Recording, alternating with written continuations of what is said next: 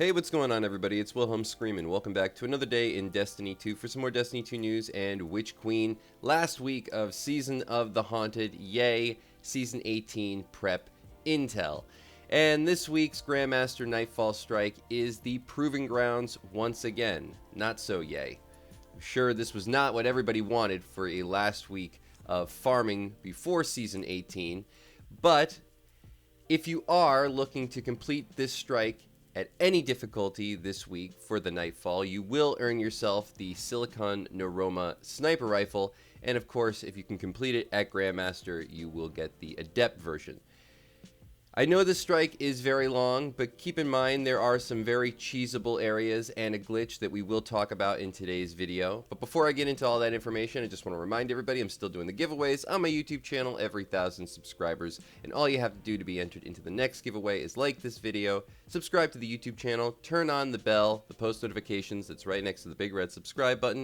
And you can also follow me on Instagram or Twitter. They'll be linked in the description box down below. Of course, if you stick around to the end of the video, I'll have a secret hashtag you can leave in the comments section to be entered into a future giveaway a second time for this video. And remember, I do that on all videos, so if you haven't done this on a previous piece of content on this channel, you can always go back, check out another video, and of course, do it again.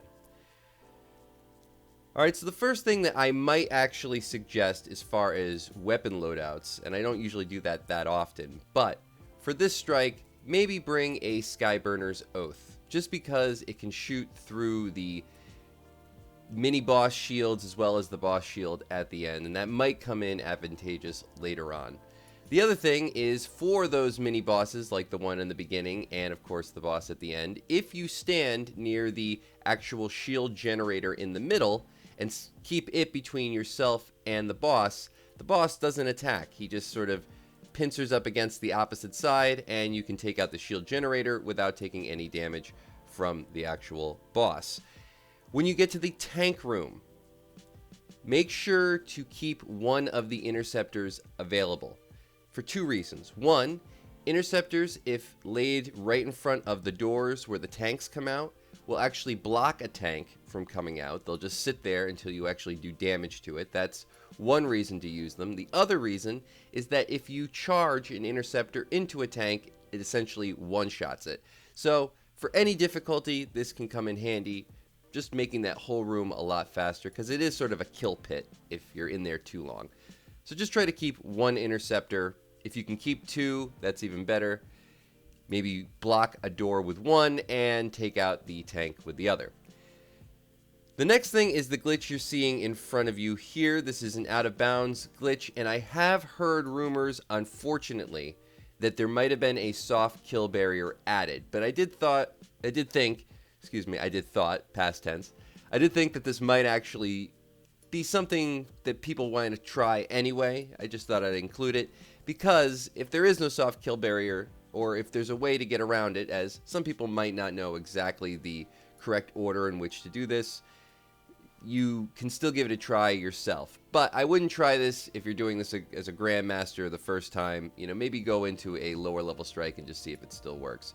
But essentially the way this would work is once you get to the room where the gears are turning and you have to implant the bombs, you can actually get outside the map, and I will have all of this replay once again towards the end so you can actually see where I went out. But you can get outside the map through the gear section, and then if you have your teammates go to the top of the elevator and wait, you can actually get on top of the boss room and shoot through the ceiling. So you don't really have to worry about one person dying and taking any damage from the boss. Now this, if you had the Skyburner's Oath, is really where that's going to come in handy, because if you can't shoot through the shield, there's really no point in being outside the map at all. But the Skyburner's Oath can do that. And the Skyburner's Oath is actually really good now with Solar 3.0, so it might be a good weapon to bring anyway. But if you have one and you're up on top of the map like this, if this works, it's the best place to be for Grandmaster and or other. But I would just, like I said, give it a test run, see if it works before you try it for that Conqueror seal, if that's something you're still going for. And for the boss room, then this is something that I think actually comes in really handy if you are just trying to run this solo, besides just staying on the opposite side of the actual shield generators there, is underneath the platform where the boss actually spawns. That's the best place to sort of hide out when you're doing this in a group or solo, but it's really the only place that you can actually get any cover from the boss and sort of take out one side of adds as they spawn in at a time.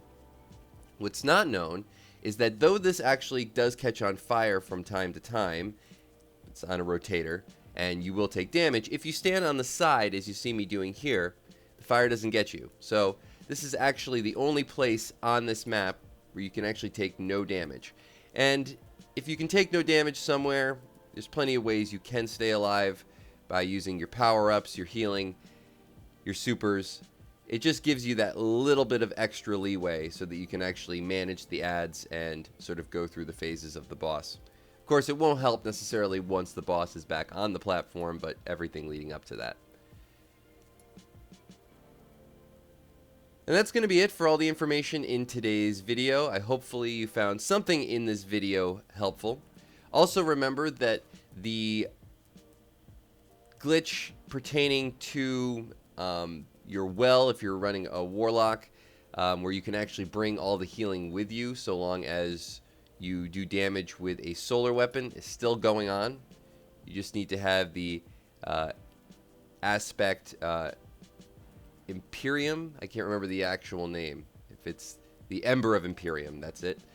If you have that aspect equipped, if you do damage inside your Well of Radiance, you will, of course, have healing done from the Well of Radiance and the Ember of Imperium, but then if you continue to do solar damage, even if you leave your well, all the healing will still continue, so long as you continue to do get a kill every 5 seconds or so.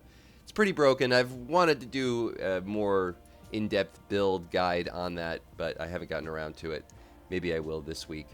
If it's something you're interested in, please let me know in the comments. But thanks for watching. As always, I am Wilhelm Scream. Please remember, like I said in the beginning of the video, to like, comment, and subscribe to the YouTube channel, and turn on the post notifications, that bell that's right next to the big red subscribe button. And follow me on Instagram or Twitter, any of those things, enter you in any future giveaways, as well as the secret hashtag for today's video, which will, because we are heading into Season 18 and Arc 3.0, be Arc 3.0. So leave a hashtag Arc 3.0 in the comments section down below, and I'll know that you watched this all the way till the end. Appreciate all the support on the channel as of late, as always. Really looking forward to next season and bringing you all the new stuff, so keep that in mind. It's going to be a fun next month. I am Wilhelm Scream once more, as always, and of course, we will see you in the next video.